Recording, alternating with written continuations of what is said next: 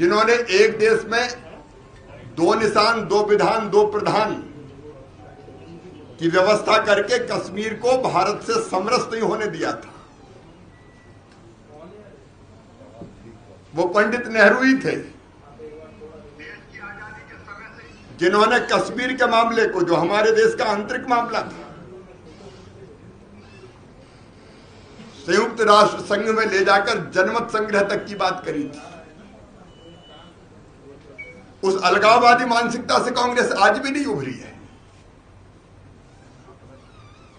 और गुपकार संगठन कहूं कि गुप्तचर संगठन कहूं,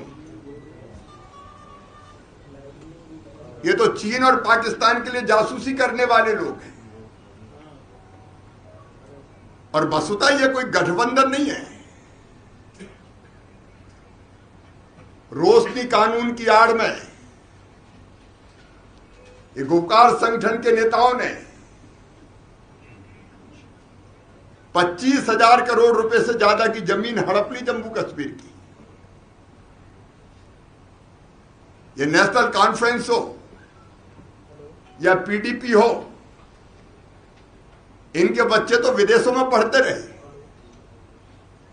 ये कश्मीरी बेटा बेटियों के हाथ में पत्थर थमाते रहे।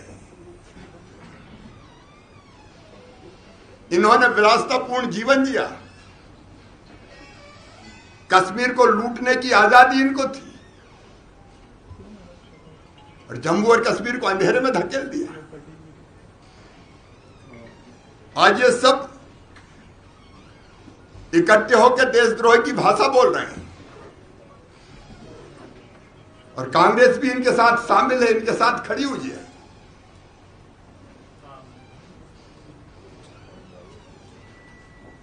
एक और युवा नेता है कांग्रेस के कश्मीर के, जहांजेब सिरवाल, उनने विवादित बयान दिया कि अमेरिकी राष्ट्रपति चुनाव में जीत हासिल करने वाले जो बाइडेन से आर्टिकल 370 को लागू करवाएंगे। कांग्रेस बताए कि कुछ और सुनना बाकी रह गया है। और फारूक अब्दुल्ला ने देश विरोधी बयान को पहली बार नहीं दिया है,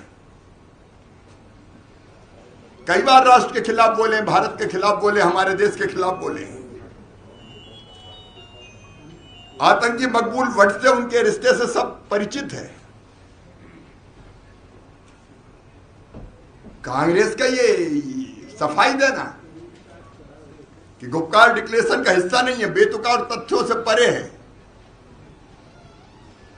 कांग्रेस गुपकार डिक्लेरेशन का हिस्सा तब भी थी, अब भी है। और ये उनके कश्मीर के नेताओं के बयानों से स्पष्ट हो रहा है।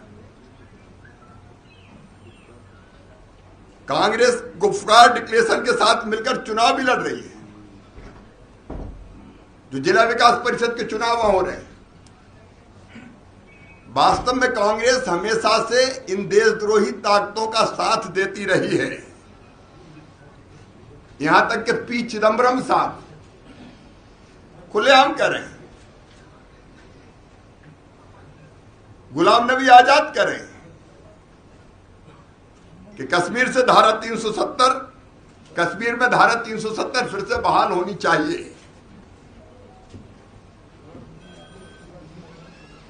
13 नवंबर को जम्मू कश्मीर प्रदेश कांग्रेस समिति ने गुपकार गठबंधन में शामिल होने की घोषणा की थी, और गुपकार में स्थित महबूबा मुफ्ती के फेयरव्यू आवास पर हुई गठबंधन की बैठक में कांग्रेस के 2 नेता भी शामिल हुए थे। महबूबा मुफ्ती के आवास के बाहर कांग्रेस के नेता गुलाम नबी मोगा ने संवाददाताओं से कहा था, हम गठबंधन के साथ हैं।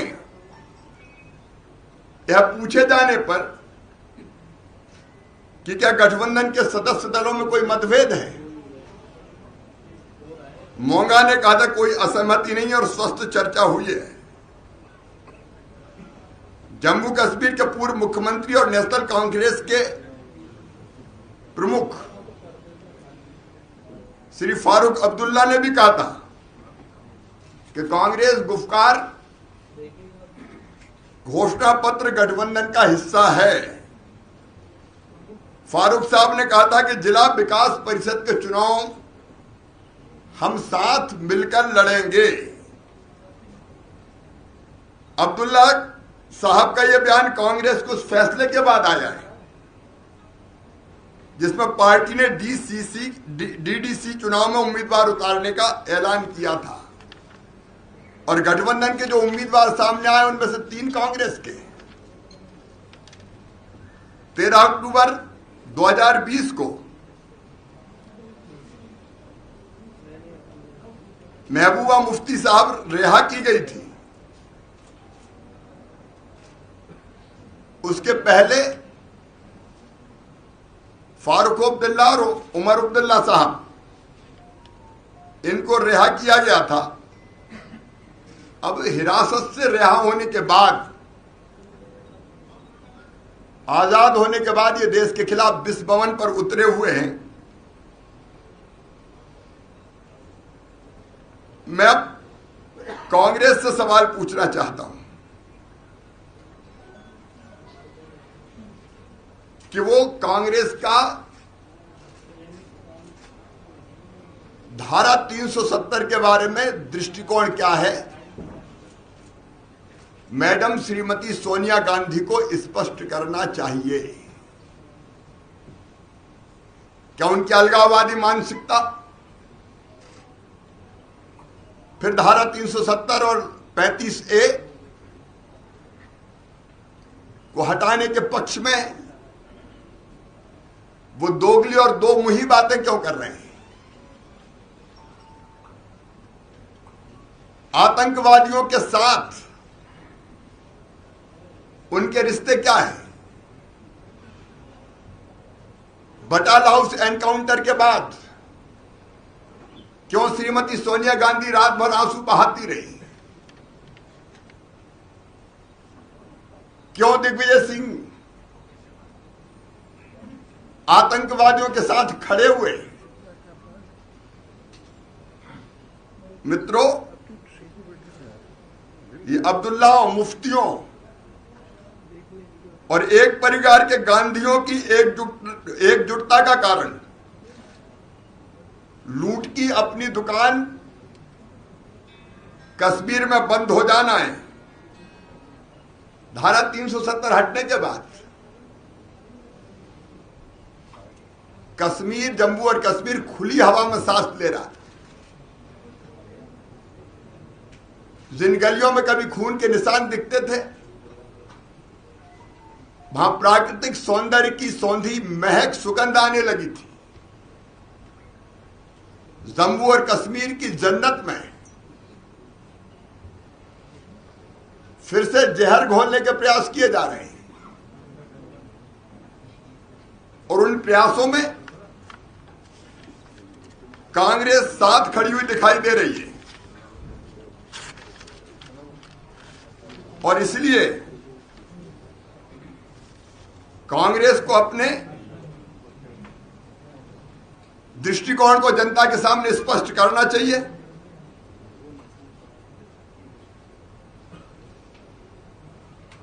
क्या कांग्रेस गुफकार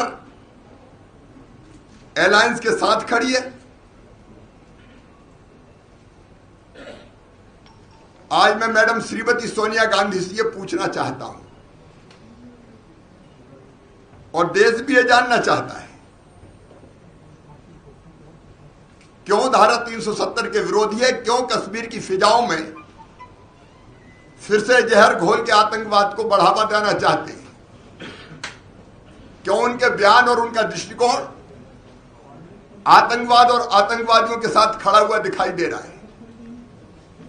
मुझे तो इतना ही कहना था। आप जो गुप्कार जो अलायंस के दो अलायंस के गुप्कार उसके समिति जो बता रहे हैं, उसमें पीडीपी के साथ आप जम्मू कश्मीर में बीजेपी सरकार बना सकती है, एनसीपी एनडीए का हिस्सा रही है, तो ये सर अभी विरोधी इसलिए चलते या फिर नजरिया जो बीजेपी का? किसी भी राष्ट्र विरोधी दृष्टिकोण वालों के साथ भारतीय जनता पार्टी कभी नहीं रहेगी और इसलिए हम उस गठबंधन से बाहर हो गए थे। वो सरकार गिरी थी। तो क्या ऐसी राष्ट्रद्रोह है, इस पे कुछ कार्रवाई की अपेक्षाएं अपनी केंद्र सरकार से बनती है? सही बात तो यह है कि रोशनी की आड़ में हजारों करोड़ रुपए के जो जमीन घोटाले हुए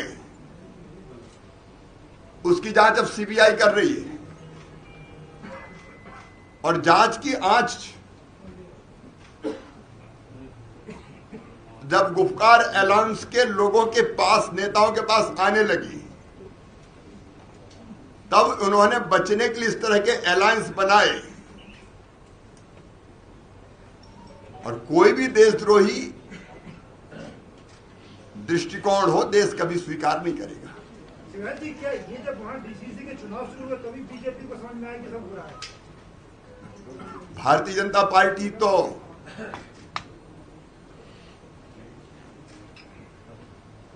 जो ऐतिहासिक भूल पंडित जवाहरलाल नेहरू जी ने की थी, हमने देश को वचन दिया था कि जब पूरी तरह से बहुमत में आएंगे 370 समाप्त करेंगे, 35A समाप्त करेंगे। हमने समाप्त किया, लेकिन तब से कांग्रेस और बाकी लोग जो कर रहे हैं, इसलिए सवाल हम पूछ रहे हैं। ये लद्दाख में जो नेशनल कॉन्फ्रेंस से अलायंस है, उससे क्या बीजेपी पुनर्विचार कर रही है? भारतीय जनता पार्टी का किसी भी एंटी नेशनल पार्टी के साथ कोई गठबंधन नहीं रहेगा।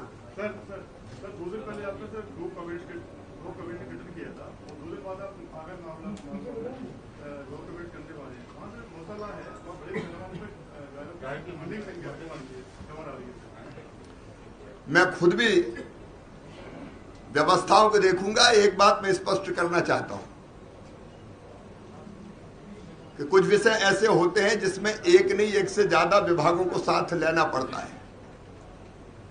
हमने पहले भी पर्यटन के लिए पर्यटन नीति बनाई और 5 विभागों को इकट्ठा साथ किया। उसमें जमीन चाहिए, अगर तो रेवेन्यू चाहिए,